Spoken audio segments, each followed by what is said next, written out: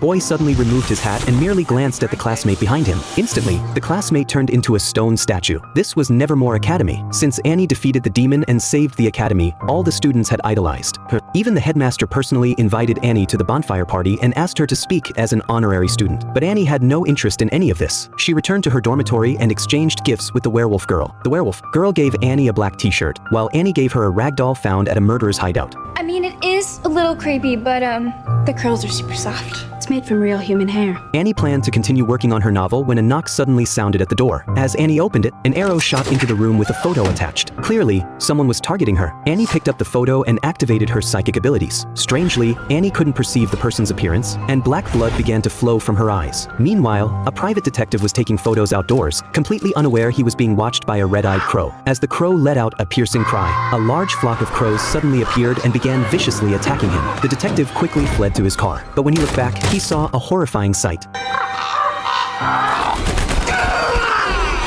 The police soon reported the murder. Learning of the news, Annie rushed to the scene to investigate but unexpectedly encountered Taylor, the father of the serial killer Jack. Taylor revealed the dead detective was his friend and invited Annie to collaborate on solving the case. Annie refused Taylor. If you change your mind, you come find me. Just remember, the birds are always watching.